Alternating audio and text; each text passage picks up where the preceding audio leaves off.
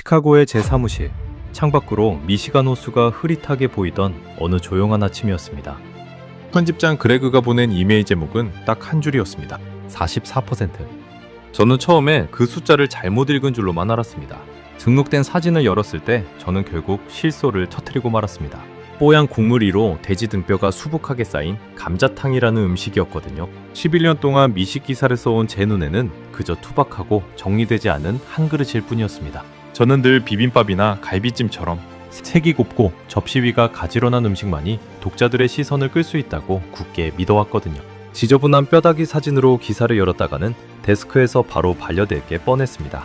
그 이메일에는 한국관광공사가 2018년부터 2025년까지 외국인들의 신용카드 소비 데이터를 분석한 자료가 함께 붙어 있었습니다. 비빔밥도 아니었고 불고기도 아니었습니다. 전년 대비 성장률 1위 자리에 저 뼈다귀 국물이 올라와 있었던 겁니다. 심지어 전통 간식류까지 76% 넘게 증가했다는 수치도 함께였습니다. 저는 수화기를 들고 그레그에게 되물었습니다. 이런 그릇을 대체 왜 저더러 취재하라는 거냐고요? 그레그는 짧게 대답했습니다. 숫자는 절대 거짓말을 하지는 않는다고요, 캐서린. 저는 그 말을 곧바로 받아치지 못했습니다. 지금까지 제가 써온 기사들이 어쩌면 눈으로만 맛을 판단해온 건 아닌지 알 수 없는 찜찜함이 목덜미를 스쳤습니다. 이메일 아래에는 신설동이라는 낯선 지명과 함께 3대째 그 자리를 지키고 있다는 어느 식당의 이름도 짧게 적혀 있었습니다. 예쁜 플레이팅 하나 없는 이 음식이 대체 어떻게 수많은 미국인 관광객들의 지갑을 열게 만들었을까요? 뼈까지 발라 먹어야 하는 번거로운 요리에 사람들은 왜 새벽까지 줄을 서는 걸까요? 그때만 해도 저는 이 취재가 11년 경력의 기준 자체를 송두리째 뒤흔들게 될 줄은 상상조차 하지 못했습니다. 저는 그 숫자 뒤에 숨은 진짜 이유를 직접 확인하기 위해 결국 서울행 비행기표를 끊고 말았습니다. 영상 시작 전 구독과 좋아요로 대한민국의 미래를 응원해주세요. 제 이름은 캐서린 모건입니다. 시카고에서 나고 자랐고 지역신문사에서 프리랜서 푸드 저널리스트로 일한 지 벌써 11년째였습니다. 대학을 졸업하던 해부터 저는 접시 위의 색감과 구도에 집착해왔습니다. 사진 한 장이 기사의 절반을 먹고 들어간다는 걸 저는 경험으로 배웠거든요. 제가 다뤄온 한식 기사들을 떠올려보면 늘 비슷한 패턴이었습니다. 새빨간 고추장이 예쁘게 얹힌 비빔밥, 윤기가 자르르 흐르는 갈비찜, 알록달록한 잡채 사진이면 데스크에서 바로 승인 도장이 찍혔습니다. 저는 그런 사진들로 밥벌이를 해온 사람이었습니다. 돌이켜보면 제 취재 노트는 늘 색깔 순서로 정리되어 있었습니다. 빨강, 노랑, 초록, 그리고 맨 마지막이 흰색이었습니다. 뽀얀 국물은 언제나 제 목록의 맨 아래, 가장 후순위였습니다. 국물 요리는 사진 한 장으로 맛을 설명하기가 어렵다는 게 제 오랜 지론이었거든요. 접시 위에 무언가가 쌓여있고 색이 대비되고 윤기가 흘러야 독자의 손가락이 멈춘다고. 저는 그렇게 믿어왔습니다. 서울행 비행기표를 끊고 나서도 저는 여전히 마음이 편치 않았습니다. 짐을 싸는 동안 노트북 옆에는 그레그가 보낸 그 사진이 계속 떠 있었습니다. 뽀얀 국물 속에 잠긴 돼지 등뼈, 그 위로 수북하게 얹힌 우거지, 그리고 그 옆에 아무렇게나 놓인 깻잎 몇 장.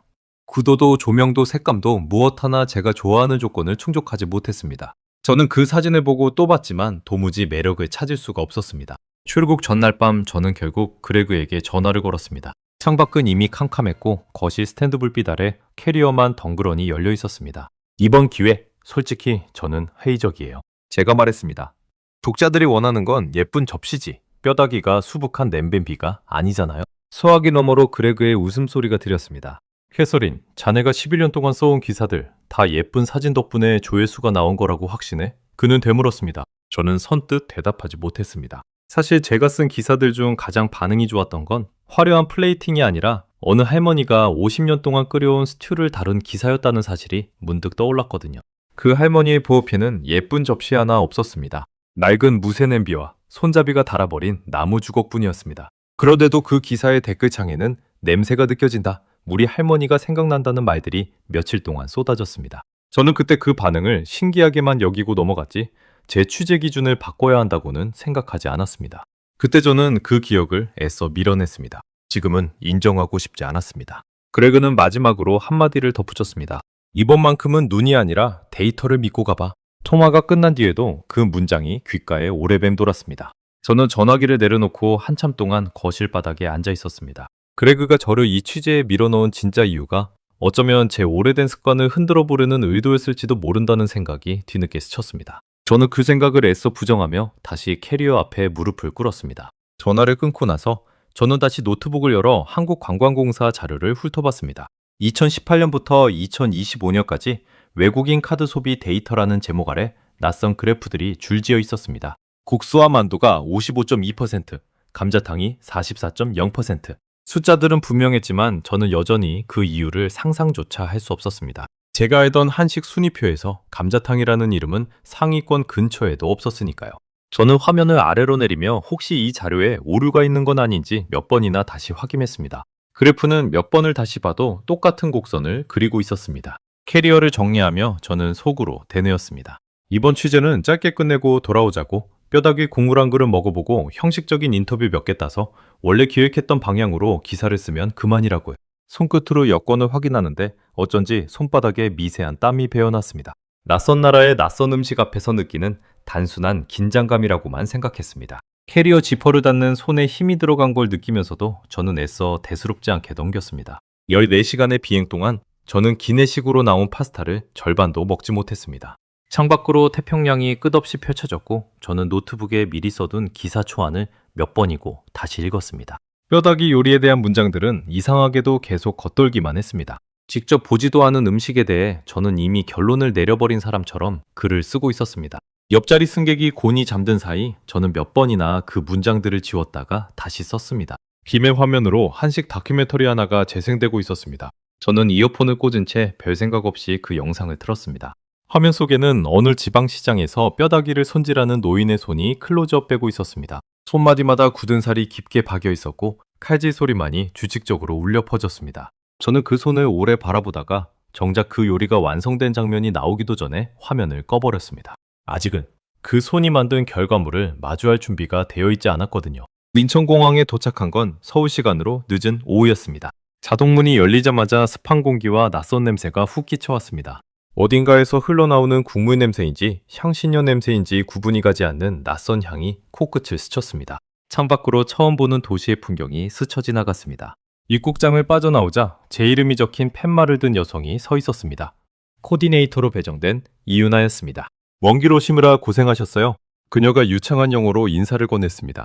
저는 짧게 웃으며 악수를 청했습니다. 속으로는 여전히 이 취재가 그리 오래 걸리지 않을 거라 믿고 있었습니다. 캐리어 바퀴가 공항 바닥을 구르는 소리를 들으며 저는 며칠 안에 다시 이 공항으로 돌아올 제 모습을 상상하고 있었습니다. 숙소로 향하는 택시 안에서 이은하는 이번 주 일정을 간단히 설명해 주었습니다. 내일은 한국관광공사 데이터랩에서 미팅이 있고 그 다음에는 신설동이라는 동네로 이동해서 현장 답사를 한다고요. 저는 창밖으로 스쳐가는 낯선 간판들을 바라보며 노트에 짧게 메모를 남겼습니다. 감자탕, 신설동, 그리고 물음표 하나를요. 한강을 가로지르는 다리 위에서 저는 문득 시카고의 미시간 호수를 떠올렸습니다. 물빛조차 다른 이 낯선 도시에서 제가 과연 무엇을 발견하게 될지 짐작조차 되지 않았습니다. 이은하는 제 표정을 눈치챘는지 조심스럽게 물었습니다. 혹시 감자탕 드셔보신 적 있으세요? 저는 고개를 저으며 솔직하게 답했습니다. 사진으로만 봤는데 제 취향은 아니었어요. 그녀는 그저 옅게 웃을 뿐 별다른 반박을 하지 않았습니다. 다만 창밖을 가리키며 한마디를 덧붙였을 뿐이었습니다. 매일 가보시면 사진이랑은 좀 다르실 거예요. 숙소에 도착해 짐을 풀면서도 저는 그 물음표를 지우지 못했습니다. 방은 작지만 깔끔했고 창밖으로 보이는 서울의 야경은 화려했지만 제 머릿속은 여전히 그 뿌연 뼈다귀 국물 사진으로 가득했습니다. 침대에 걸터앉아 노트북을 다시 열었을 때 저는 무의식적으로 시카고 데스크에 미리 기사 제목 후보를 몇 개 적어두었습니다. 화려하지 않은 유행이라는 제목도 그중 하나였습니다. 저는 그 문장 아래에 여전히 회의적이라는 단어를 조그맣게 덧붙였습니다. 노트북을 닫기 전 저는 습관처럼 경쟁 매체들의 최근 기사를 검색해 보았습니다. 뉴욕의 어느 잡지가 이미 서울의 미식 트렌드를 다뤘지만 역시나 갈비와 삼겹살 이야기뿐이었습니다. 감자탕이라는 단어를 검색창에 넣어봤을 때 정작 영어로 된 기사는 손에 꼽을 정도였습니다. 저는 그 사실에 묘한 승부욕을 느꼈습니다. 아무도 쓰지 않은 이야기라면 적어도 취재할 가치는 있을지도 모른다고요. 하지만 그 승부욕은 감자탕이라는 음식 자체에 대한 기대와는 여전히 거리가 멀었습니다. 창밖으로 낯선 도시의 불빛이 점점이 흩어져 있었습니다. 저는 시차 때문인지 아니면 다른 이유 때문인지 좀처럼 잠이 오지 않았습니다. 몇 번이나 몸을 뒤척이다가 결국 자리에서 일어나 창가에 섰습니다. 유리창에 비친 제 얼굴은 피곤에 절어 있었지만 눈빛만은 이상하게 또렷했습니다. 이 도시 어딘가에서 뼈다귀 국물 한 그릇이 정말로 미국인 관광객들의 마음을 흔들었다는 사실을 저는 아직 조금도 믿을 수 없었습니다. 다만 내일이면 적어도 그 이후의 일부만큼은 확인할 수 있을 거라는 예감이 어렴풋이 스쳐 지나갔습니다. 다음날 아침 저는 9시 정각에 로비로 내려갔습니다. 시차 때문에 눈은 뻑뻑했지만 커피 한 잔으로 억지로 정신을 깨웠습니다. 이유나는 이미 로비에 나와 있었고 손에는 태블릿 하나를 들고 있었습니다. 좋은 아침이에요, 캐서린. 그녀가 밝게 인사를 건넸습니다. 저는 애써 미소를 지어 보였지만 속으로는 오늘 하루가 얼마나 길어질지 가늠하고 있었습니다. 호텔 로비를 나서자 서울의 아침 공기는 시카고보다 훨씬 습했습니다. 출근하는 사람들의 발걸음이 빠르게 스쳐 지나갔고 저는 그 흐름에 맞춰 걸음을 재촉했습니다. 지하철역으로 향하는 짧은 거리 동안 이윤아는 오늘 미팅에서 만날 연구원에 대해 간단히 설명해 주었습니다.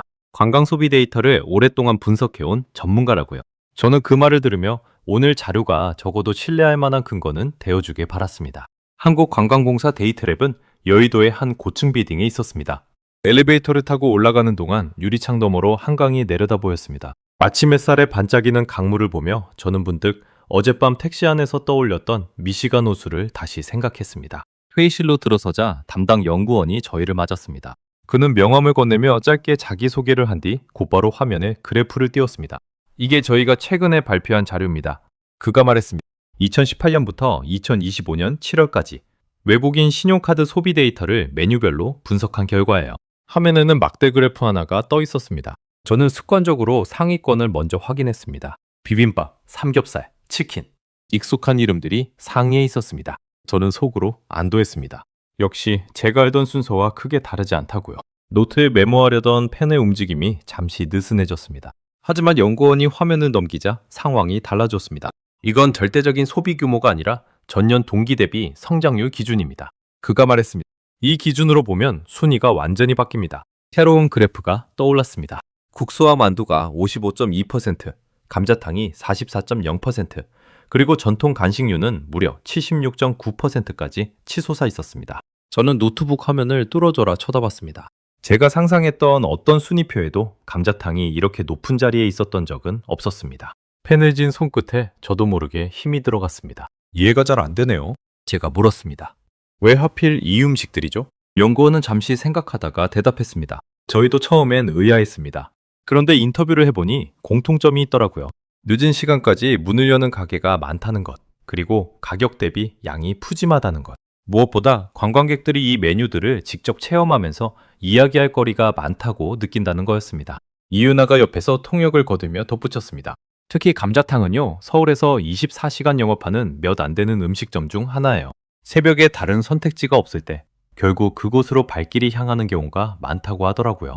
저는 그 말을 받아 적으면서도 여전히 반신반의했습니다. 단순히 문을 늦게 연다는 이유만으로 이런 성장률이 나올 수 있을까요? 저는 속으로 되물었지만 입 밖으로 꺼내지는 않았습니다. 회의가 끝난 뒤 저는 복도에서 이윤아에게 조용히 물었습니다. 혹시 이 통계, 표본이 너무 작은 건 아닐까요? 그녀는 태블릿을 열어 원자료 링크를 보여주며 답했습니다. 공사에서 공식 발표한 자료라 표본은 충분해요. 다만 절대적인 순위가 아니라 성장률이라는 걸 다시 한번 강조하고 싶었습니다. 저는 그 자료를 제 노트북으로 옮겨받으며 속으로 계산을 해봤습니다. 만약 이 성장률이 사실이라면 지금 신설동에서는 대체 무슨 일이 벌어지고 있는 걸까요? 손끝이 키보드 위에서 잠시 멈췄습니다. 엘리베이터를 타고 내려가는 동안 저는 화면 속 그래프를 다시 한번 캡처해 두었습니다. 시카고로 돌아가면 그레그에게 가장 먼저 보여줄 자료였습니다. 점심시간이 되자 이윤아는 근처 식당으로 저를 안내했습니다. 이번엔 감자탕이 아니라 평범한 백반집이었습니다. 저는 조금 안도했습니다. 아직은 그 뼈다귀 국물과 마주할 준비가 되지 않았다는 걸 저 스스로도 인정하고 있었거든요. 밑반찬이 하나둘 상위에 놓이는 동안 저는 노트북을 펼쳐 오전 자료를 다시 정리했습니다. 식당 텔레비전에서는 마침 어느 요리 프로그램이 흘러나오고 있었습니다. 화면 속 진행자가 감자탕을 소개하며 뼈에 붙은 살을 발라먹는 방법을 설명하고 있었습니다. 저는 젓가락질을 멈추고 잠시 그 화면을 바라봤습니다. 손으로 뼈를 붙잡고 살을 발라내는 동작이 제 눈에는 여전히 낯설고 번거로워 보였습니다. 식사 도중 이은하는 오후 일정을 다시 확인해 주었습니다. 오후 3시 신설동 감자탕거리로 이동해서 상인들과 짧게 인터뷰를 진행할 예정이었습니다. 저는 숟가락을 내려놓으며 물었습니다. 그 거리 정확히 어떤 곳이에요? 이은하는 스마트폰으로 사진 몇 장을 보여주었습니다. 화면 속에는 좁은 골목을 따라 늘어선 간판들이 있었습니다. 다들 비슷비슷한 이름, 비슷비슷한 뼈다귀 그림이 그려진 간판이었습니다. 저는 그 사진을 오래 들여다봤습니다. 그림 속 감자탕은 여전히 제 취향과는 거리가 멀어 보였습니다. 다만 사진 구석에 찍힌 긴 대기줄이 조금씩 신경 쓰이기 시작했습니다. 오후 2시 반, 저희는 택시를 타고 신설동으로 향했습니다. 도심을 벗어나 골목이 점점 좁아질수록 창밖 풍경도 달라졌습니다. 높은 빌딩 대신 낡은 간판에 단 오래된 가게들이 늘어서 있었습니다. 간판색이 바랜 정도만 봐도 이 거리가 얼마나 오랜 시간 그 자리를 지켜왔는지 짐작할 수 있었습니다. 택시기사님이 백미러로 저를 흘끗 보며 한마디를 건넸습니다. 여기 유명한 데예요. 외국인들 요즘 많이 와요. 저는 그 말을 이유나에게 통역해달라고 부탁했고 그녀가 웃으며 전해주었습니다. 저는 창밖을 바라보며 짧게 대답했습니다. 그러게요. 저도 그게 궁금해서 왔어요. 창문에 이마를 살짝 기댄 채 저는 스쳐 지나가는 간판들을 하나하나 눈에 담았습니다. 택시가 골목 어귀에 멈춰 섰습니다. 문을 열고 내리자 코끝으로 진한 국물 냄새가 훅 끼쳐왔습니다. 마늘과 들깨, 그리고 무언가 구수한 냄새가 뒤섞여 있었습니다. 저는 그 냄새에 나도 모르게 걸음을 멈췄습니다. 사진으로만 보던 그 골목이 지금 제 눈앞에 펼쳐져 있었습니다. 골목 양옆으로 들어선 간판들은 신기하게도 하나같이 비슷한 문구를 달고 있었습니다. 원조, 3대, 60년 전통. 저는 그 문구들을 눈으로 훑으며 노트에 짧게 메모를 남겼습니다. 이은하는 골목 초입에서 걸음을 멈추더니 저에게 지도를 하나 건넸습니다. 이 거리에만 감자탕집이 20곳 가까이 있어요. 그녀가 말했습니다. 오늘은 그 중에서 가장 오래된 집으로 안내해 드리려고요. 저는 지도 위에 표시된 별표 하나를 바라보며 짧게 숨을 골랐습니다. 아직 그 국물 한 숟가락도 뜨지 않았는데 벌써부터 심장이 조금 빨라지는 걸 느꼈습니다. 골목을 따라 걷는 동안 저는 유리창 너머로 가게 안을 슬쩍슬쩍 들여다봤습니다. 평일 오후인데도 몇몇 테이블은 이미 손님들로 채워져 있었습니다. 한국어로 대화하는 이들도 있었지만 영어와 스페인어, 그리고 알아들을 수 없는 언어들도 뒤섞여 들려왔습니다. 저는 그 광경에 조금 놀랐습니다. 평일 오후 3시라는 흔히 말하는 애매한 시간대에도 이렇게 손님이 많다는 게 제 예상과는 완전히 달랐거든요. 한 테이블에는 배낭을 맨 젊은 관광객 무리가 앉아 있었습니다. 그들은 냄비 속 뼈다귀를 손으로 집어들고 스마트폰 카메라 앞에 갖다 대며 웃고 있었습니다. 저는 그 모습을 창밖에서 잠시 지켜봤습니다. 뼈를 발라먹는 그 서투른 손짓이 오히려 그들에게는 즐거운 놀이처럼 보였습니다. 저는 그 장면을 노트에 짧게 스케치하듯 적어두었습니다. 손으로 먹는 재미라고요. 이은하는 골목 끝자락 3대째 이어온다는 어느 가게 앞에서 걸음을 멈췄습니다. 낡은 나무 간판에는 세월의 흔적이 고스란히 남아 있었습니다. 오늘은 시간이 늦어서 사장님과의 정식 인터뷰는 내일로 잡아뒀어요. 그녀가 말했습니다. 오늘은 일단 거리 분위기만 둘러보시죠. 저는 가게 유리문 너머로 안을 들여다봤습니다. 힘이 뿌옇게 서린 유리 너머로 커다란 무쇠솥이 쉼없이 끓고 있는 모습이 보였습니다. 그 앞에서 분주하게 움직이는 한 남자의 뒷모습도 눈에 들어왔습니다. 저는 그가 바로 그 3대째 사장이라는 걸 이은하의 설명을 듣고서야 알았습니다. 골목을 벗어나 큰 길로 나오는 동안 저는 몇 번이나 뒤를 돌아봤습니다. 좁은 골목 안쪽에서 흘러나오던 그 국물 냄새가 이상하게도 옷자락에 배어있는 것만 같았습니다. 숙소로 돌아가는 택시 안에서 저는 오늘 찍은 사진들을 다시 넘겨봤습니다. 예쁘지도 화려하지도 않은 그 뼈다귀 냄비 사진들 사이에서 저는 자꾸만 그 젊은 관광객들의 웃는 얼굴을 다시 찾고 있었습니다. 내일이면 저도 저 냄비 앞에 앉게 될 참이었습니다. 다음 날 아침 10시 저희는 다시 신설동 골목을 찾았습니다. 어제와 달리 오늘은 곧장 그 가게로 향했습니다. 낡은 나무 간판에는 굵은 글씨로 이름이 적혀 있었습니다. 박씨 감자탕. 문을 열고 들어서자 뜨거운 김과 함께 진한 국물 냄새가 얼굴을 훅 덮쳤습니다. 실내는 좁았지만 테이블마다 놓인 낡은 냄비 받침과 손때 묻은 의자들이 오랜 세월의 흔적을 고스란히 드러내고 있었습니다. 가게 안쪽에서 백발이 희끗한 남자가 커다란 솥을 젓고 있었습니다. 그가 박두식 사장이었습니다. 50대 후반으로 보이는 그는 저희를 보자 국자를 든 손을 잠시 멈추고 고개를 숙여 인사했습니다. 이윤아가 제 소개를 하는 동안 저는 가게 안을 둘러봤습니다. 벽에는 빛바랜 흑백 사진 몇 장이 걸려 있었습니다. 사진 속에는 지금보다 훨씬 젊은 남자와 그보다 더 나이든 노인이 나란히 서 있었습니다. 저 사진 할아버지랑 아버지예요. 박두식 사장이 이은하의 통역을 통해 설명했습니다. 이 자리에서만 3대째 60년 가까이 됐습니다. 저희는 새벽 4시부터 문을 열어서 다음날 새벽까지 24시간 영업을 합니다. 저는 그 숫자에 살짝 눈썹을 치켜 올렸습니다. 60년이라는 긴 시간이 이 좁은 골목 한 칸에 그대로 쌓여 있다는 게 새삼스럽게 느껴졌습니다. 24시간이라는 단어도 어제 데이터랩에서 들었던 설명을 떠올리게 했습니다. 그때는 그저 통계 속 한 문장이었지만 지금은 눈앞에 서 있는 사람의 입에서 나온 실제 이야기였습니다. 저는 자리에 앉으며 노트를 펼쳤습니다.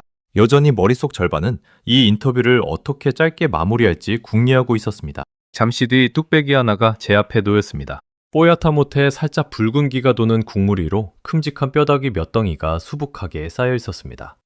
그 위로 우거지와 깻잎이 소복하게 얹혀 있었고 들깨가루가 뿌옇게 뿌려져 있었습니다. 저는 숟가락을 든 채로 잠시 그 그릇을 내려다봤습니다. 사진으로 보던 것과 실제로 마주한 것 사이에는 생각보다 큰 차이가 있었습니다.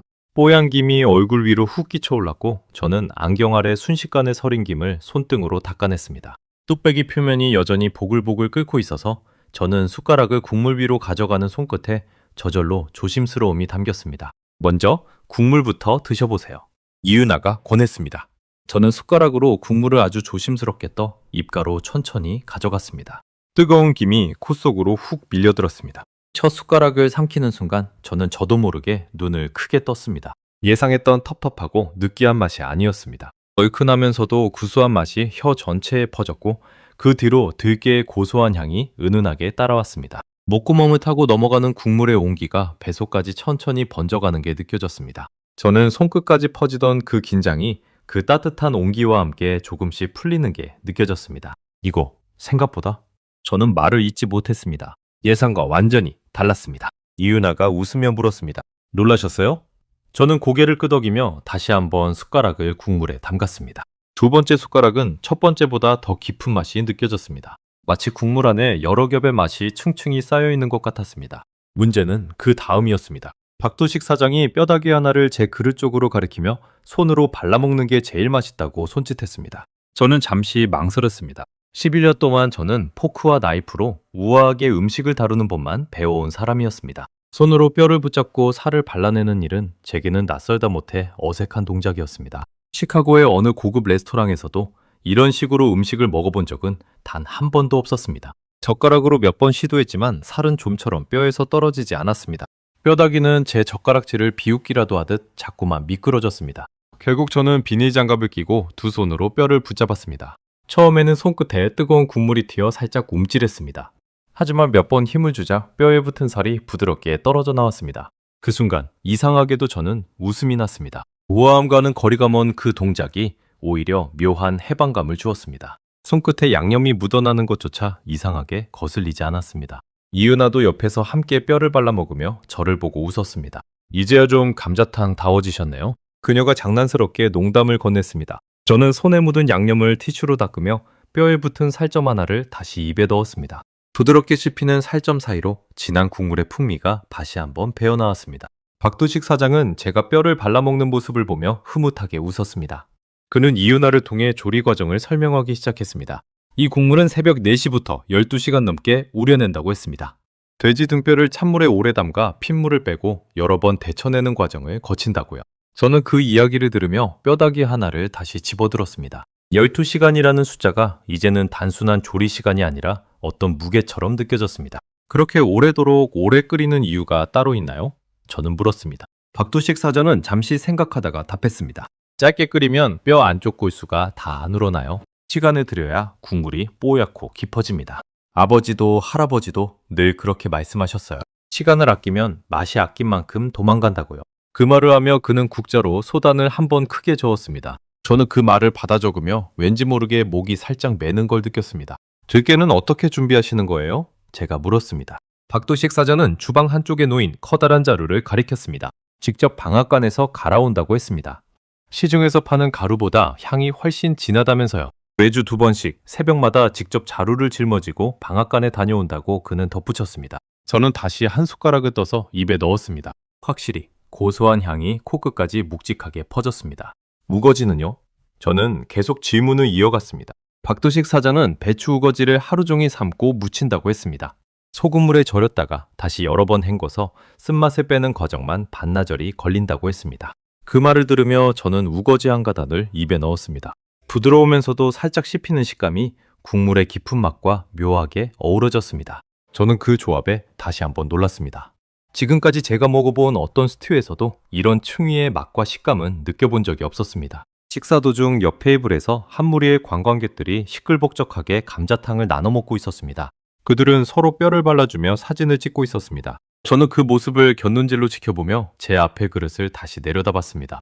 예쁜 플레이팅 하나 없는 이 뚝배기가 어쩌면 사람들을 한자리에 모으는 나름의 방식을 갖고 있는 건 아닐까 라는 생각이 처음으로 스쳤습니다. 이윤아가 슬쩍 다가가 그 관광객들에게 몇 마디를 건넸습니다. 잠시 뒤 그녀가 돌아와 통역해 주었습니다. 호주에서 온 커플이래요. 어젯밤 다른 식당들이 다 문을 닫아서 검색하다가 여기까지 왔다고 하네요. 그중 한 명이 제 쪽을 보며 엄지손가락을 치켜 세우기도 했습니다. 이 국물, 숙취해장의 최고라고요. 저는 그 말을 들으며 노트에 짧게 받아 적었습니다. 늦은 밤, 문을 여는 곳. 그 단순한 이유 하나가 얼마나 많은 사람들의 첫 감자탕을 만들어냈을지 궁금해졌습니다. 박두식 사장은 잠시 자리에 앉아 저희와 눈을 맞추며 이야기를 이어갔습니다. 처음엔 외국 손님들이 이 국물을 좋아할 거라고 생각도 못했다고 했습니다. 몇 년 전만 해도 외국인 손님은 1년에 손에 꼽을 정도였다고요. 그런데 요즘은 하루에도 몇 테이블씩 영어와 스페인어, 일본어가 뒤섞인 대화가 가게 안을 채운다고 했습니다. 저는 그 변화가 언제부터 시작됐는지 물었습니다. 그는 잠시 생각하다가 재작년쯤부터 부쩍 늘었다고 답했습니다. 아마 인터넷에 소문이 난 것 같다고요? 저는 몇 년 전 인터넷에 올라왔다는 어느 여행 영상이 어쩌면 이 변화의 시작점이었을지도 모른다고 속으로 짐작해봤습니다. 사장님은 이 일을 물려받을 때 정말 망설이지 않으셨어요? 제가 물었습니다. 박도식 사장은 잠시 국자를 내려놓고 조금은 먼 곳에 보는 눈빛으로 답했습니다. 젊었을 땐 이 일이 창피했던 적도 있었다고 했습니다. 친구들은 넥타이 메고 회사 다니는데 저는 매일 국물 냄새를 묻히고 다녔으니까요. 그런데 아버지가 돌아가시기 전에 하신 말씀이 있었다고 했습니다. 국물은 거짓말을 못한다고, 정성을 덜 들이면 손님이 바로 알아챈다고요. 저는 그 말을 받아 적으며 어제 그레그가 통화에서 했던 말과 이상하게 겹쳐진다고 느꼈습니다. 숫자도 국물도 결국 거짓말을 하지 않는다는 점에서요. 이윤아가 옆에서 조용히 덧붙였습니다. 이런 이야기 인터뷰 기사에 꼭 넣으시면 좋을 것 같아요. 저는 고개를 끄덕이며 노트에 밑줄을 그었습니다. 처음 이 취재를 시작할 때만 해도 저는 이런 문장을 받아 적게 될 줄은 전혀 예상하지 못했습니다. 식사가 끝나갈 무렵 박두식 사장이 조용히 다가와 물었습니다. 어떠셨어요? 저는 잠시 말을 고르다가 솔직하게 답했습니다. 예상했던 것과 완전히 달랐어요. 그는 그 대답에 별다른 놀라움 없이 그저 옅은 미소만 지어 보였습니다. 다들 처음엔 그렇게 말씀하시더라고요. 저는 뚝배기 바닥에 남은 국물을 마지막 한 숟가락까지 남김없이 떠먹었습니다. 처음 가게에 들어설 때만 해도 저는 이 그릇을 그저 취재용 소품처럼 여기고 있었습니다. 그런데 지금 제 앞에는 뼈만 앙상하게 남은 빈 그릇과 양념이 묻은 손끝만 남아 있었습니다. 그 손끝을 물티슈로 닦으면서 저는 묘하게 홀가분한 기분을 느꼈습니다. 11년 만에 처음으로 저는 취재 노트가 아니라 배속 포만감으로 취재의 성패를 가늠하고 있었습니다. 가게를 나서기 전 저는 벽에 걸린 사진을 다시 한번 오래도록 바라봤습니다. 60년 가까운 시간 동안 이 좁은 공간에서 몇 명이나 저런 표정으로 첫 숟가락을 떴을지 문득 궁금해졌습니다. 박두식 사장은 저희를 문 앞까지 배웅하며 마지막으로 한마디를 건넸습니다. 내일도 또 오세요. 밤에 오시면 분위기가 또 다를 겁니다. 골목을 나서는 길, 오후의 햇살이 좁은 하늘 사이로 비스듬히 내리쬐고 있었습니다. 저는 손등에 남은 양념 냄새를 맡으며 걸음을 옮겼습니다. 시카고에서는 단 한 번도 맡아본 적 없는 냄새였지만 이상하게도 싫지 않았습니다. 이윤아가 옆에서 물었습니다. 내일은 어떤 취재를 하고 싶으세요? 저는 잠시 대답을 망설였습니다. 원래 계획대로라면 오늘로 취재를 마무리하고 남은 일정은 서울 관광에 쓸 예정이었습니다. 하지만 저는 결국 이렇게 답했습니다. 다른 손님들 이야기도 좀 더 들어보고 싶어요. 특히 늦은 밤에 오는 사람들이요. 이윤아는 놀란 표정으로 저를 잠시 바라보다가 임에 밝게 웃으며 고개를 끄덕여겼습니다. 저는 노트를 덮으며 다음 취재 일정을 조금 더 늘려야 할 것 같다는 생각을 처음으로 하기 시작했습니다. 그날 밤 11시 저는 다시 신설동으로 향했습니다. 이윤아는 오늘은 통역 없이 혼자 다녀와도 괜찮겠냐고 물었고 저는 스스로도 놀랄 만큼 선뜻 고개를 끄덕였습니다. 번역앱 하나만 챙긴 채 저는 낮과는 완전히 다른 얼굴을 한 그 골목으로 걸어 들어갔습니다. 택시에서 내리자마자 저는 오늘도 이 골목이 저에게 어떤 표정을 보여줄지 궁금해 심장이 조금 빠르게 뛰는 걸 느꼈습니다. 낮 동안 한산했던 골목은 밤이 깊어질수록 오히려 활기를 띠고 있었습니다. 몇몇 가게는 이미 불이 꺼져 있었지만 닭시 감자탕을 비롯한 몇몇 집은 여전히 환하게 불을 밝히고 있었습니다. 문 앞에는 짧은 줄까지 서 있었습니다. 저는 그 줄 끝에 서서 제 앞에 선 사람들을 조용히 관찰했습니다. 다들 피곤한 기색이 역력했지만 표정만큼은 이상하리만치 기대에 차 있었습니다. 마치 이 늦은 시간까지 참고 기다릴 만한 가치가 있다는 걸 이미 알고 있는 사람들 같았습니다. 첫 번째로 대화를 나눈 건 배낭 하나를 맨 젊은 남녀 한 쌍이었습니다. 스페인어 억양이 섞인 영어로 그들은 마드리드에서 왔다고 소개했습니다. 저는 조심스럽게 물었습니다. 왜 하필 이 시간에 이 음식을 찾아오셨어요? 여자가 웃으며 답했습니다. 12시가 넘었는데 문을 연 곳이 여기밖에 없었어요. 근데 인스타그램에서 이미 몇 번 본 음식이라 오히려 반가웠어요. 옆에 있던 남자도 거들었습니다. 유럽에서는 이 시간에 이렇게 뜨거운 국물 요리를 먹을 수 있는 곳이 거의 없어요. 문을 닫지 않는다는 것 자체가 신기했습니다. 저는 그 말에 고개를 끄덕이며 시카고의 자정 넘은 조용한 거리를 잠시 떠올렸습니다. 그곳이라면 이 시간에 문을 연 곳은 패스트푸드점 정도가 전부였을 겁니다. 저는 그 말을 받아 적으며 인스타그램이라는 단어에 귀를 기울였습니다. 혹시 어떤 게시물이었는지 정확히 기억하세요? 남자가 스마트폰을 꺼내 화면을 보여주었습니다. 화면 속에는 뼈다귀를 손으로 들고 환하게 웃는 여행자들의 짧은 영상이 여러 개 떠 있었습니다. 좋아요 숫자가 수만 개에 달하는 게시물도 있었습니다. 저는 그 숫자를 보며 데이터랩에서 봤던 그래프가 이 작은 화면 속에서 다시 한번 증명되고 있다는 걸 실감했습니다. 가게 안으로 들어서자 자정이 넘은 시간인데도 절반 넘는 테이블이 차 있었습니다. 저는 구석자리에 앉아 오늘은 취재보다는 관찰에 집중하기로 마음먹었습니다. 옆 테이블에는 일본에서 왔다는 젊은 여성 셋이 앉아 있었습니다. 그들은 뼈다귀를 서로 발라주며 깔깔 웃고 있었고 그 모습을 스마트폰으로 계속 찍고 있었습니다. 저는 조심스럽게 다가가 짧게 인사를 건넸습니다. 번역 앱을 사이에 두고 저희는 서툰 대화를 이어갔습니다. 한 여성이 화면에 문장을 입력해 보여주었습니다. 손으로 먹는 게 재밌어요. 한국에서는 이렇게 다 같이 나눠 먹는 음식이 많다고 들었어요. 다른 한 명이 옆에서 웃으며 화면에 문장을 덧붙였습니다. 오사카에도 뼈 요리가 있긴 한데 이렇게 화한 국물은 처음이에요. 매운데 자꾸 손이 가요. 저는 그 말을 들으며 문득 어제 박두식 사장이 했던 말을 떠올렸습니다. 국물은 거짓말을 못한다는 그 말이 지금 이 테이블 위에서 웃음소리로 다시 번역되고 있는 것 같았습니다. 가게 반대편 구석에는 태국에서 온 것으로 보이는 가족 일행도 있었습니다. 부모와 10대로 보이는 아이들이 각자 뼈다귀를 하나씩 붙잡고 씨름하듯 살을 발라내고 있었습니다. 아버지가 서투른 영어로 저에게 말을 걸었습니다. 태국에도 매운 국물 요리는 많은데 이렇게 뼈째 먹는 요리는 신기하다고요. 아이들은 그 말을 들으며 까르르 웃었습니다. 어머니는 옆에서 아이의 손에 묻은 양념을 닦아주며 저에게 스마트폰 화면을 보여주었습니다. 화면 속에는 방콕에 있는 친구에게 방금 보낸 사진과 메시지가 떠 있었습니다. 서울 한복판에서 손으로 뼈다귀를 뜯고 있다는 문장이 짧은 웃음 이모티콘과 함께 적혀 있었습니다. 저는 그 장면을 보며 국적과 언어를 뛰어넘어 이 뚝배기 하나가 만들어내는 공통의 표정이 있다는 걸 느꼈습니다. 새벽 1시가 가까워지자 문 앞에는 또 다른 손님들이 줄을 서기 시작했습니다. 저는 박두식 사장에게 다가가 이 시간에도 항상 이렇게 손님이 많은지 물었습니다. 그는 국자를 든 손을 멈추지 않은 채 짧게 답했습니다. 요즘은 새벽 2, 3시가 오히려 제일 바쁠 때도 있어요. 클럽 끝나고 오는 손님들, 야근하고 오는 손님들 다 섞여서요.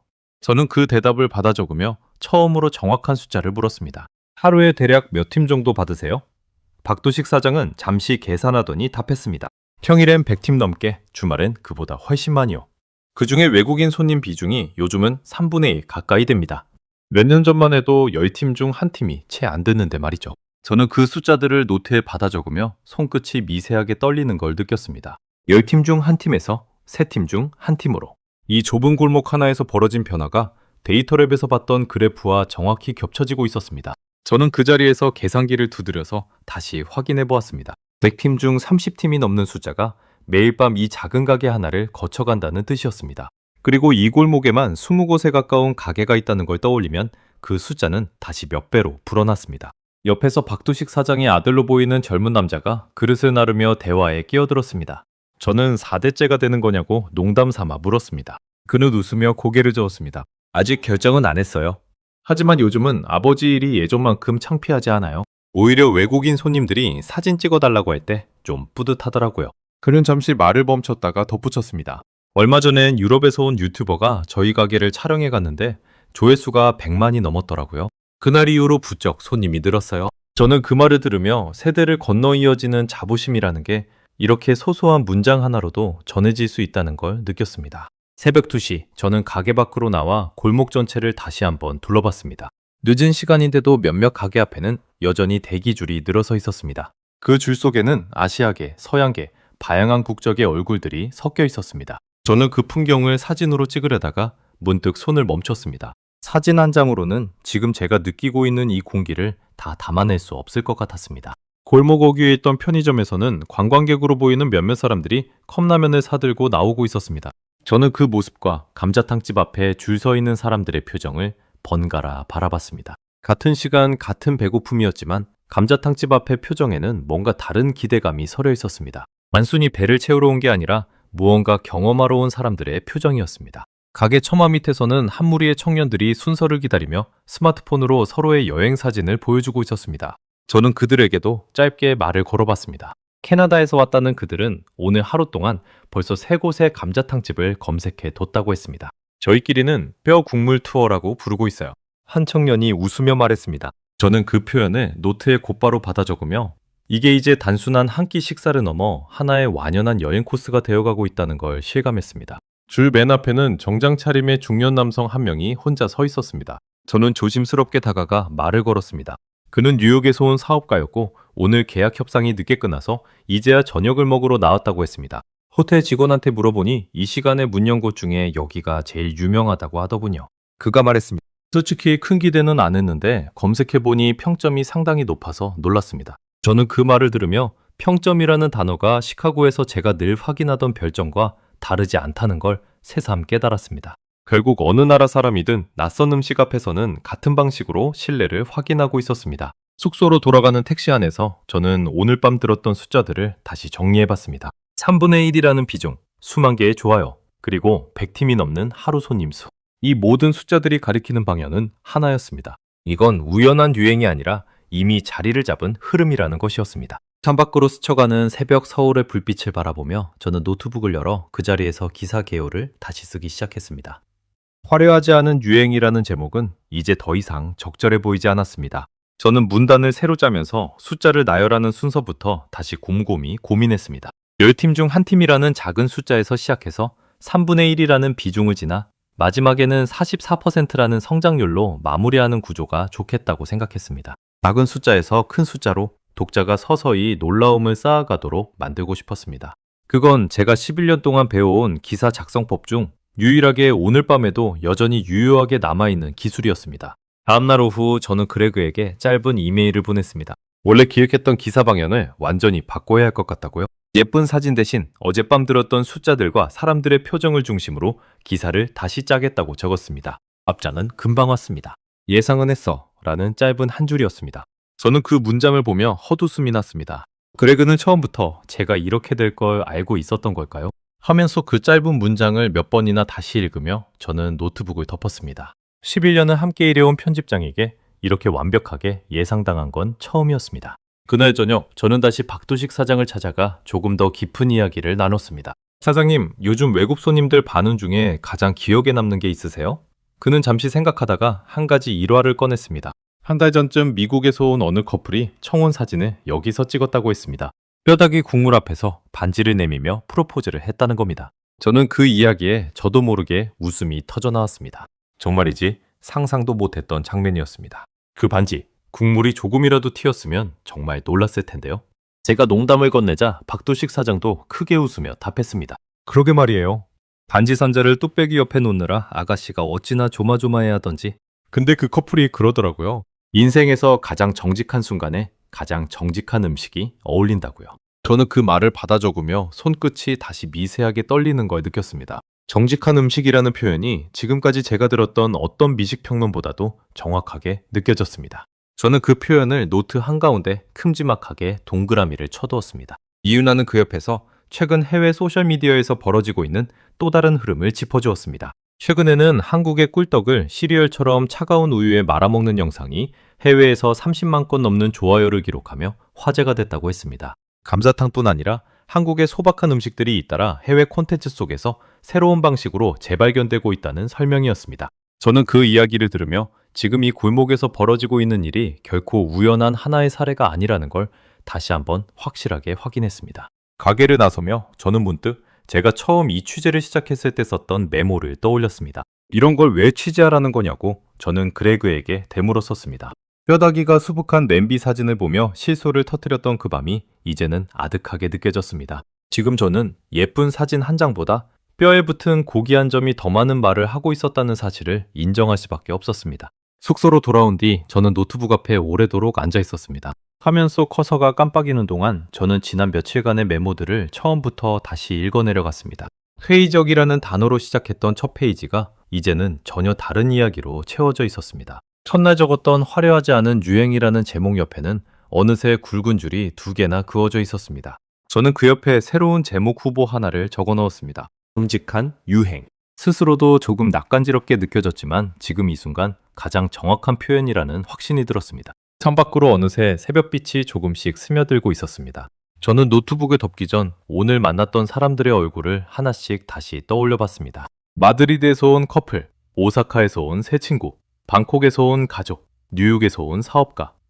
국적도 언어도 제각각이었지만 뼈다귀를 손에 든 순간만큼은 모두 같은 표정을 짓고 있었습니다. 저는 그 문장을 노트맨 앞장에 다시 힘주어 적어 넣으며 이번 취재가 단순한 기사 하나로 끝나지 않을 거라는 예감을 처음으로 느꼈습니다. 서울에서의 마지막 사흘, 저는 호텔방에 틀어박혀 초고를 쓰는 데만 매달렸습니다. 창밖 풍경을 내다볼 여유도 없이 저는 노트북 화면과 노트를 번갈아 보며 문장을 하나하나 고쳤었습니다. 예전 같으면 벌써 사진 편집 프로그램부터 열었을 시간이었지만 이번엔 완전히 달랐습니다. 저는 사진보다 먼저 사람들의 말을 문장으로 옮기는 일에 매달리고 있었습니다. 줌 서비스로 시킨 커피가 몇 잔째 식어가는지도 모른 채 저는 노트에 적어둔 문장들을 하나씩 옮겨 적었습니다. 곡물은 거짓말을 못한다는 박두식 사장의 말, 정직한 순간에는 정직한 음식이 어울린다던 어느 커플의 이야기, 그리고 10팀 중 한 팀에서 3팀 중 한 팀으로 늘어났다는 숫자까지.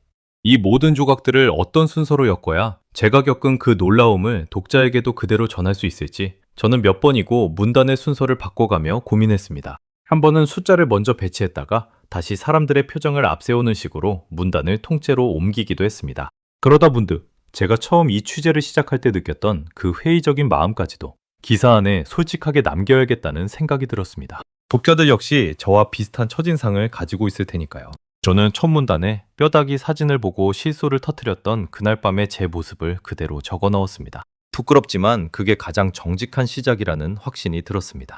초고를 절반쯤 썼을 무렵 저는 그레그와 화상통화를 잡았습니다. 화면 너머로 그의 얼굴이 떠오르자 저는 곧바로 본론을 꺼냈습니다. 표지 사진, 뼈다귀 국물 사진으로 가고 싶어요. 그레그는 잠시 말이 없었습니다. 캐서린, 그건 우리 신문 표지치고는 너무 파격적이야. 독자들이 낯설어할 수도 있어. 저는 그 반응을 어느 정도 이미 예상하고 있었지만 막상 직접 들으니 목이 살짝 조여드는 기분이었습니다. 편집국 부장도 아마 반대할 거야. 그레그가 덧붙였습니다. 우리 지면에 뼈다귀 사진이 실린 적은 단 한 번도 없었으니까. 저는 그 말에 잠시 크게 흔들렸습니다. 11년 동안 저는 편집국의 반응을 미리 예측하고 그에 맞춰 기사를 써온 사람이었습니다.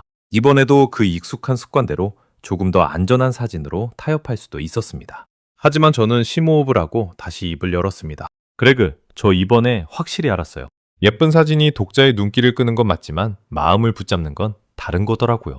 저는 신설동에서 만난 사람들 이야기를 하나씩 꺼내기 시작했습니다. 새벽에 청혼했던 미국인 커플, 좋아요 수만 개를 받은 여행 영상, 3분의 1까지 늘어난 외국인 손님 비중. 그레그는 화면 너머에서 조용히 듣고만 있었습니다. 저는 그의 침묵이 반대의 침묵인지 고민의 침묵인지 가늠할 수 없어 손끝을 마우스패드 위에 가만히 올려둔 채 기다렸습니다. 한참 뒤 그레그가 입을 열었습니다. 좋아, 표지는 자네 판단에 맡길게. 대신 조건이 있어. 그 뼈다귀 사진 밑에 왜 이 사진이 표지여야 하는지 첫 문장에서 바로 설명해. 독자가 3초 안에 이해하지 못하면 우리 둘 다 편집장한테 불려갈 거야. 저는 웃음이 터져 나왔습니다. 그 조건은 오히려 반가웠습니다. 저는 이미 그 첫 문장을 며칠 전부터 마음속에 품고 있었으니까요. 통화를 끊고 나서 저는 노트북 화면에 그 문장을 옮겨 적었습니다. 44%라는 숫자는 통계였지만 저 국물 한 그릇은 이유였다. 저는 그 문장을 몇 번이고 소리내어 읽어봤습니다. 손끝이 자판 위에서 가볍게 떨렸습니다. 11년 동안 써온 문장들 중 이렇게 오래 붙잡고 있던 첫 문장은 없었습니다. 저는 그 문장 아래로 이어질 문단들을 하나씩 채워나가기 시작했습니다. 예쁜 접시 대신 뽀얀 뚝배기를, 세련된 플레이팅 대신 손으로 뼈를 발라내는 장면을 저는 있는 그대로 묘사했습니다. 예전 같으면 편집 과정에서 지원했을 그 투박한 디테일들이 이번에는 오히려 기사의 뼈대가 되어주고 있었습니다. 저는 문득 웃음이 났습니다. 뼈대라는 단어조차 지금 이 순간에는 묘하게 들어맞는 것 같았습니다. 저는 그 단어를 문장 하나에 슬쩍 끼워 넣으며 스스로도 조금 뿌듯해했습니다. 저는 문득 시카고에서 취재했던 그 할머니의 스튜 기사를 다시 꺼내 읽어보고 싶어졌습니다. 노트북 폴더 깊숙한 곳에서 오래된 파일을 찾아냈습니다. 다시 읽어보니 그때 저는 이미 답을 알고 있었던 것 같습니다. 낡은 무쇠 냄비, 닳아버린 나무 주걱, 그리고 냄새가 느껴진다던 댓글들. 저는 그때 그 신호를 놓쳤을 뿐 처음부터 전혀 몰랐던 게 아니었습니다. 그 사실을 인정하는데 11년이라는 시간과 태평양 건너 낯선 골목 하나가 필요했던 겁니다. 그 옛 기사의 마지막 문단을 다시 천천히 읽으며 저는 그때의 제가 남겨둔 문장 하나를 발견했습니다. 언젠가 이 온기의 정체를 더 깊이 들여다보고 싶다 라고 적혀 있었습니다. 저는 그 문장을 한참 동안 바라봤습니다. 그 언젠가가 하필이면 낯선 나라의 뼈다귀 국물 앞에서 찾아올 줄은 그때의 저로서는 상상도 하지 못했을 겁니다. 저는 그 오래된 파일을 닫고 다시 지금 쓰고 있는 초고로 돌아왔습니다. 이번만큼은 그 신호를 놓치고 싶지 않았습니다. 새벽 2시, 저는 초고 마지막 문단을 쓰다가 잠시 손을 멈췄습니다. 창밖으로 서울의 밤이 여전히 깨어 있었습니다. 저는 문득 지금 이 순간 어딘가에서 또 다른 관광객이 뼈다귀를 손에 들고 첫 숟가락을 뜨고 있을지도 모른다는 생각이 들었습니다. 그 장면을 떠올리자 목이 살짝 매는 걸 느꼈습니다. 예쁜 사진 한 장으로는 담을 수 없는 온기가 지금도 그 골목 어딘가에서 계속 피어오르고 있을 테니까요. 저는 노트북을 닫지 않은 채 잠시 창가로 걸어갔습니다. 유리창 너머로 보이는 서울의 새벽은 처음 도착했던 날 밤과 크게 다르지 않은 조용한 풍경이었습니다. 하지만 그 풍경을 바라보는 제 마음만큼은 완전히 달라져 있었습니다. 처음 이 도시에 도착했을 때 저는 이 취재가 어서 끝나기만을 바라고 있었습니다. 그런데 지금은 이 도시를 떠나야 한다는 사실이 오히려 아쉽게 느껴졌습니다. 저는 그 낯선 감정을 노트란 귀퉁이에 짧게 조용히 적어두었습니다. 떠나기 싫은 취재는 처음이었다고요.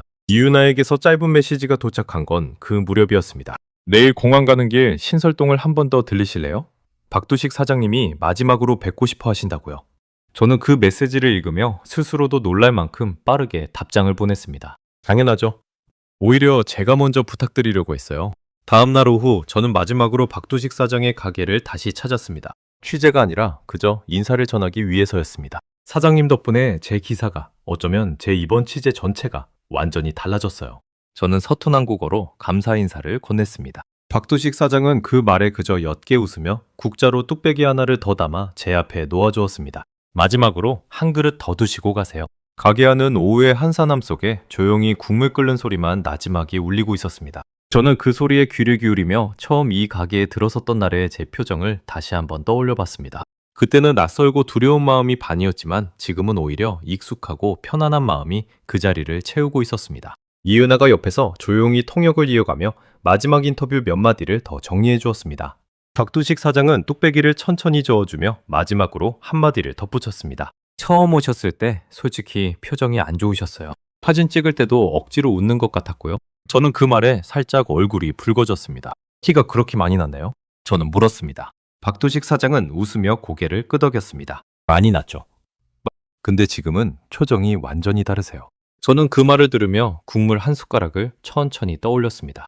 손끝에 남아있던 그 첫날의 어색함이 지금은 거짓말처럼 완전히 사라져 있었습니다.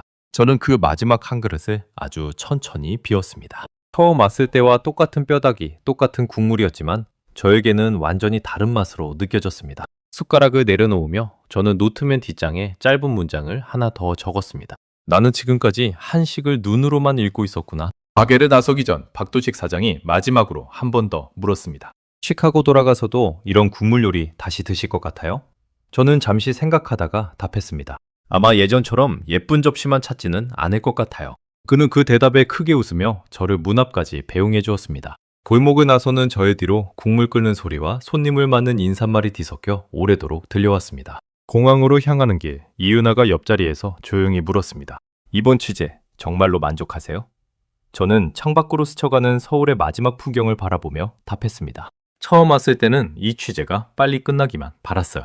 근데 지금은 며칠 더 있고 싶다는 생각이 들 정도예요. 이은하는 그 말에 미소를 지으며 다음에 또 오시면 이번엔 다른 골목도 안내해드릴게요 라고 답했습니다. 체크인 카운터 앞에서 저는 이은하와 마지막 인사를 나눴습니다. 여러 날 함께 다니며 정이 든 탓인지 짧은 포옹을 나누는 손끝이 살짝 뭉클했습니다. 저는 캐리어를 끌고 출국장으로 천천히 들어서며 마지막으로 휴대폰 속 사진첩을 넘겨봤습니다. 예쁘게 정돈된 사진은 단 한 장도 없었습니다.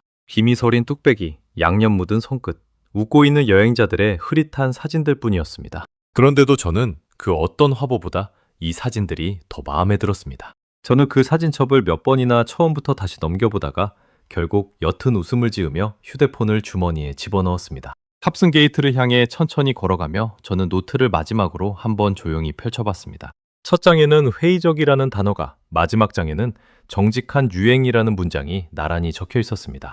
그 두 장 사이에 빼곡히 쌓여있는 수많은 메모들이 지난 며칠 동안 제가 걸어온 길을 그대로 보여주고 있었습니다. 저는 노트를 조용히 덮으며 이 길고 낯설었던 여정이 아직 완전히 끝난 게 아니라는 걸 어렴풋이 느꼈습니다. 시카고로 돌아온 지 2주 뒤, 제 기사가 마침내 지면에 실렸습니다.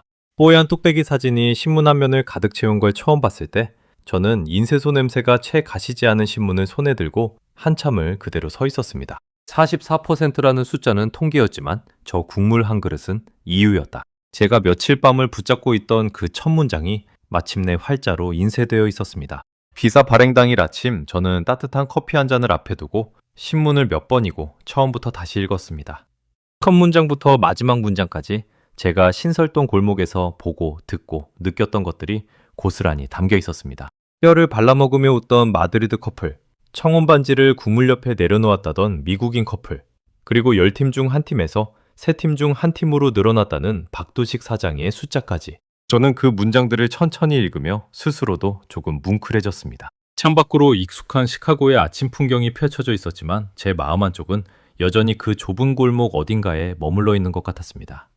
비서가 나간 다음 날부터 편집국 전화는 평소보다 훨씬 자주 울렸습니다. 몇몇 독자들은 이런 낯선 음식 이야기가 신선했다며 응원 전화를 걸어왔고 몇몇은 여전히 낯설다는 반응을 보이기도 했습니다. 한 독자는 이메일로 자신도 다음 서울 여행 때 그 골목을 꼭 찾아가 보겠다고 적어 보내기도 했습니다.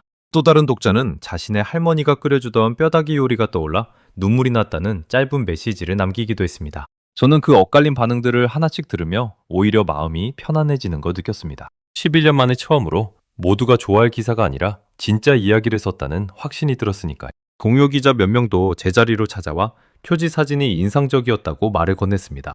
그중 한 명은 자기라면 절대 저런 사진을 표지로 내밀 용기가 없었을 거라고 솔직하게 고백했습니다. 저는 그 말을 들으며 용기라는 단어가 지금의 저에게 얼마나 낯설고도 뿌듯하게 들리는지 새삼 느꼈습니다. 몇 년 전이었다면 저 역시 같은 이유로 그 사진을 표지에서 빼자고 먼저 제안했을 사람이었으니까요. 그레그는 제자리로 다가와 신문을 툭 내려놓으며 짧게 한마디를 건넸습니다. 이번 주 온라인 조회수, 자네 지난 기사들 평균의 3배야. 저는 그 숫자를 들으며 웃음이 났습니다. 예쁜 사진 없이도 정직한 이야기 하나가 이렇게 멀리까지 갈 수 있다는 걸 저는 그제야 확실하게 실감했습니다. 한 달쯤 지난 어느 조용한 저녁, 이은아에게서 오랜만에 메시지가 도착했습니다. 사진 몇 장과 함께였습니다. 화면 속에는 박두식 사장의 가게 앞에 길게 늘어선 줄이 담겨 있었습니다. 캐서린 기사 보고 오셨다는 미국 분들, 요즘 부쩍 많아지셨어요. 사장님이 안부 전해달라고 하셨어요. 저는 그 사진을 몇 번이고 천천히 확대해서 들여다봤습니다. 줄선 사람들의 얼굴 중 몇몇은 낯익은 표정을 짓고 있었습니다. 처음 그 골목에 들어섰을 때의 저와 똑같은 반신반의하는 표정이었습니다. 이은아는 뒤이어 짧은 동영상도 하나 보내주었습니다. 박도식 사장이 국자를 든 채 카메라를 향해 어색하게 손을 흔드는 장면이었습니다. 그 뒤로는 여전히 김이 뽀얗게 오르는 솥이 쉼없이 끓고 있었습니다. 저는 그 영상을 몇 번이나 다시 돌려봤습니다. 화면 속 그 좁은 가게가 여전히 그 자리에서 그 방식 그대로 누군가의 첫 숟가락을 조용히 기다리고 있다는 사실이 새삼 반가웠습니다. 그날 밤 저는 오랜만에 부엌에 서서 국물 요리를 끓여봤습니다. 감자탕과 똑같지는 않았지만 뼈를 오래 우려내는 방식만은 그대로 따라해봤습니다. 시카고 근처 정육점에서 어렵게 구한 돼지 등뼈를 찬물에 담가 핏물을 빼는 것부터 저는 박두식 사장이 알려준 순서를 하나하나 되짚어봤습니다. 국물이 뽀얗게 우러나는 걸 지켜보며 저는 박두식 사장이 했던 말을 다시 떠올렸습니다. 시간을 아끼면 맛이 아낀 만큼 도망간다는 그 말이 이제는 제 부엌에서도 유효한 진리처럼 느껴졌습니다. 완성된 국물은 신설동에서 맛봤던 것과는 사뭇 다른 맛이었습니다. 들깨 향도, 우거지의 식감도 완벽하게 재현하지는 못했습니다.